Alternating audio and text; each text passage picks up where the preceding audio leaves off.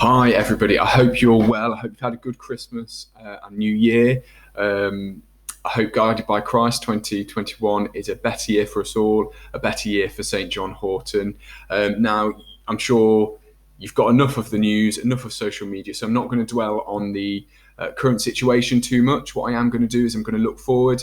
I'm going to try and explain what remote learning will look like for your child over the next few days and potentially next few weeks as well. So this presentation just follows my letter that I did send today, and it's just answering these questions. What will remote learning look like for my child? Now, the first thing to mention is we've done a lot of reflecting and we've learned a lot from the period of remote learning for Year 7. And so what we've done is we've listened to focus groups, we've listened to parents, teachers and students, and we've really adapted the way that we're going to approach remote learning. And actually, we're quite ambitious in what we want to do now. So what we're going to do is we're going to follow the normal school timetable. So what that means is your child will have 5 lessons a day. Now in Key Stage 3 and Year 10, the ambition is to deliver 3 live lessons every single day. And obviously, I put in brackets there, this is subject to staffing on a daily basis because we just don't know what's going to happen. But our ambition is 3 live lessons a day, and that increases to 4 live lessons a day for Year 11. Now, a live lesson in this format is the lesson with your normal teacher, with your normal class in a meeting format, which means that actually the student will be able to interact better with the teacher than they did previously when we did it with Year 7, which I think is really exciting. A few dates to note is the remote learning for Year 11 will start on Tuesday, the 5th of January. And for Year 7, 8, 9 and 10, it will start on Wednesday, the 6th of January. And as Mr. Brogan's letter alludes to, Monday, the 4th is an inset day for us. Now, lessons will be on the students' Microsoft Teams calendar. And so it's really important, crucial in fact, that they're able to log on to Microsoft Teams. And I'll talk a little bit about that in a moment. So alongside the live lessons that your child will be getting every day, we're going to be starting each day with tutor time, as they would do normally to help with that routine at 8:45. So I'm sure you've got lots and lots of questions actually, but one question and a potential barrier for your child accessing these lessons is how do you get onto Microsoft Teams?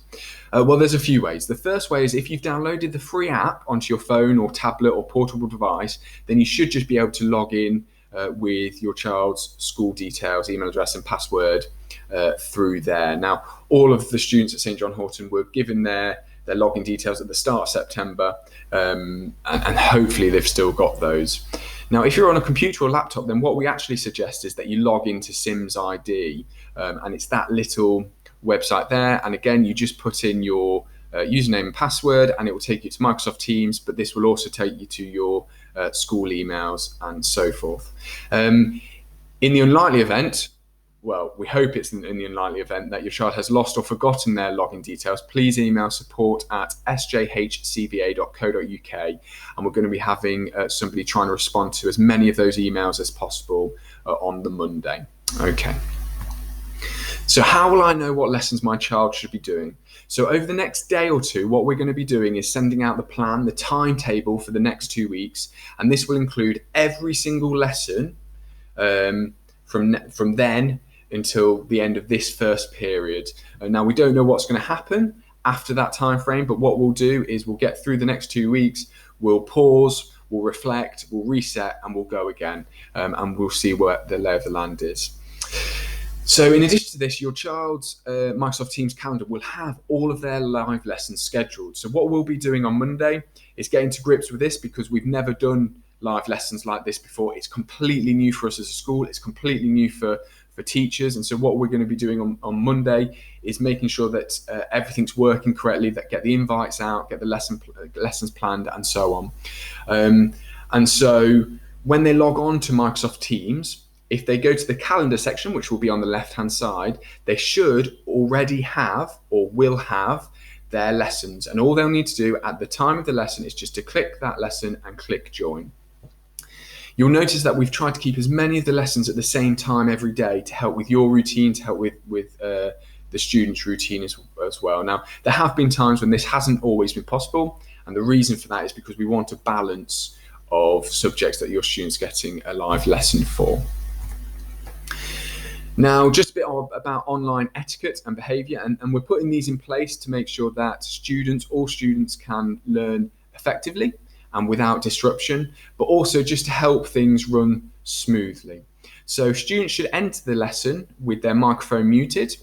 I don't think students will be able to access the lesson until the teacher in that lesson has accepted them through what they call the lobby. So it will say when you press join, somebody in the meeting will let you in shortly, and that's when the teacher will let the student in. Now, students should use the hands up feature if they wish to ask a question verbally. So one of the massive benefits of doing it in this meeting format is the conversation and interaction that parents felt were missing in the year 7 online learning. So we're hoping to rectify that by using this, but what we're going to ask is if they use the hands up feature, it just saves people talking over each other.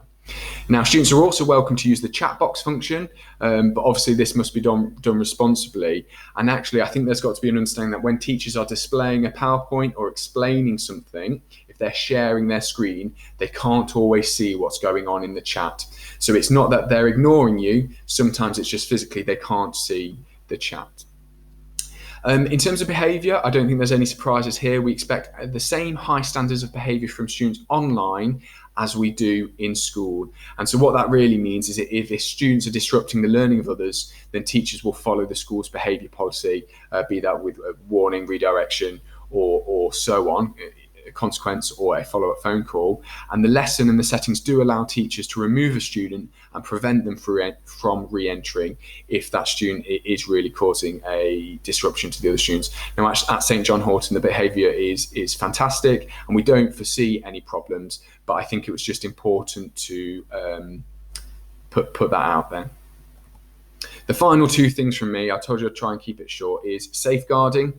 So in order to safeguard both students and staff, all live lessons will be recorded. Okay, so in cases where students can enable a camera or a microphone, there is absolutely no obligation for them to do so. If they feel uncomfortable or if they don't want to be recorded, that's absolutely fine. There will be no negatives attached with that.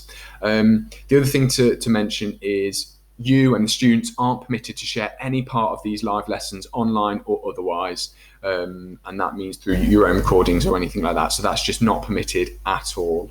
And the final thing from me and the rest of SLT and the school team is just to say thank you. Thank you for your continued support in these unprecedented times. Thank you for understanding that there is often teething problems with new technology. So like I said, we at St John Horton have never done live lessons like this before. It's a complete overhaul from where we were at.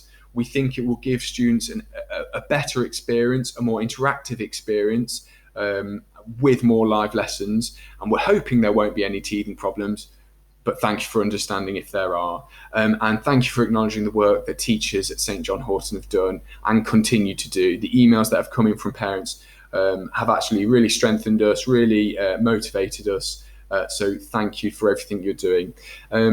If there's any questions, as I'm sure there will be, please get in touch. That's not a problem. Your form tutor in the first instance is probably the best point of contact. But what I'd say is we're giving out more information in the next day or 2 with everything we think you need. All right. Thank you very much.